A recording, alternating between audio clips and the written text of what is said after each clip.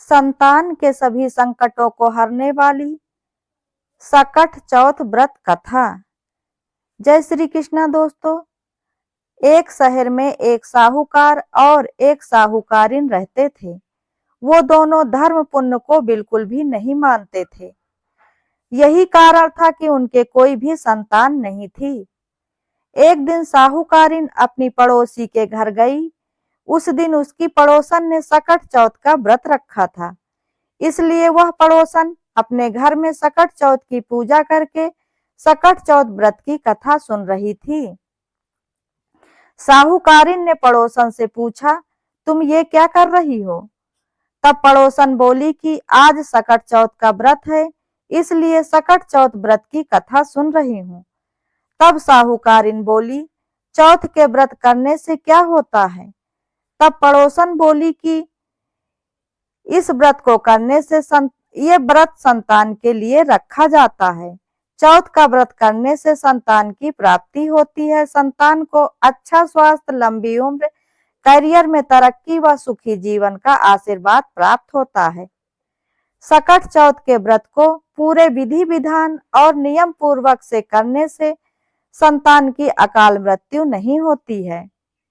इसके साथ ही सकट चौथ का व्रत करने से संतान से संबंधित सभी समस्याएं दूर होती हैं। सकट चौथ का व्रत करने से घर में अन्न, धन और सौभाग्य की प्राप्ति भी होती है। तब साहूकारिन ने कहा कि यदि सकट माता की कृपा से मेरा भी गर्भ ठहर जाए तो मैं 1.25 सेर तिलकुट चढ़ाऊंगी और चौथ का व्रत भी करूंगी।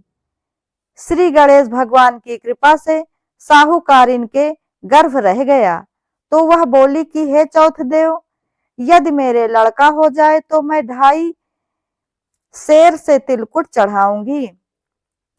कुछ दिन बाद उसके लड़का हो गया तो वह बोली कि हे चौथ भगवान, हे गणेश भगवान, मेरे बेटे का विवाह हो जाएगा तो मैं आपको 5 सेर का तिलकुट चढ़ाऊंगी।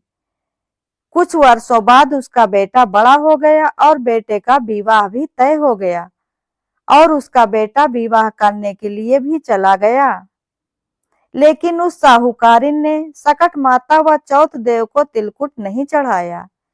इस कारण से चौथ देव क्रोधित हो गए और उन्होंने फेरों से पहले उसके बेटे को उठाकर पीपल के पेड़ पर बिठा दिया। सभी वर को खोजने लगे पर वर नहीं मिला। हताश होकर सारे लोग अपने अपने घर को लौट गए।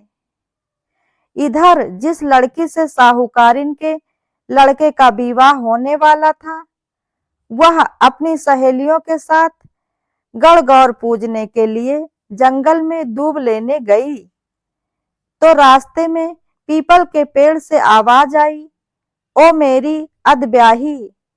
ये बात सुनकर वह लड़की अपने घर आ गई, परंतु उस लड़के ने उससे ऐसा क्यों बोला, इसी चिंता में वह धीरे धीरे सूख कर कांटा होने लगी।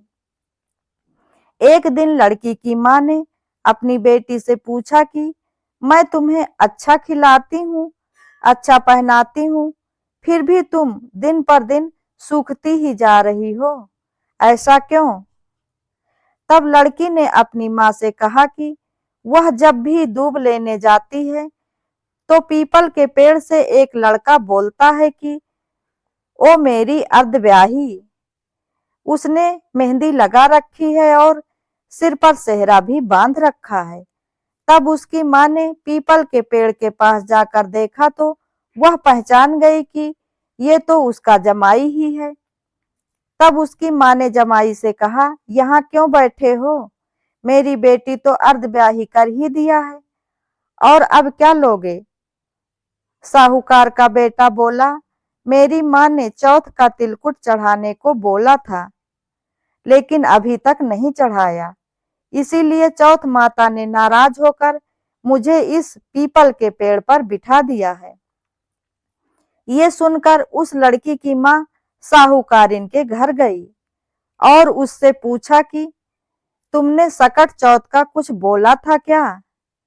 तब साहूकारिन बोली, हाँ, मैंने सकट चौथ को तिलकुट चढ़ाने के लिए बोला था।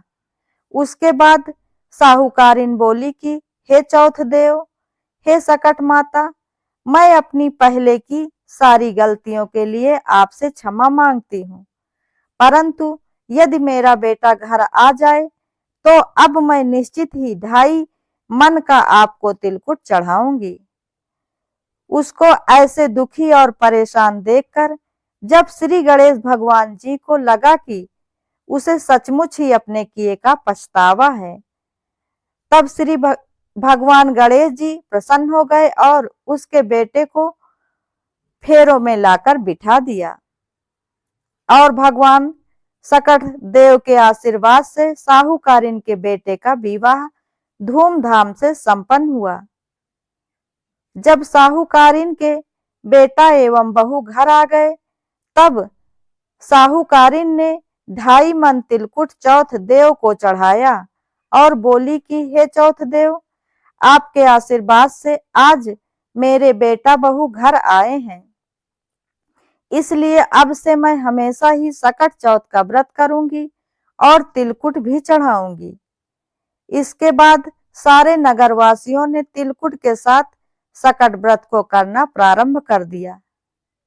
हे सकट चौथ, जिस तरह साहूकारिन को बेटे बहू से मिलवाया, वैसे ही हम सबको भी मिलवाना। इस कथा को कहने और सुनने वालों का भला करना। बोलो सकट चौथ की जय। श्री गणेश जी भगवान की जय।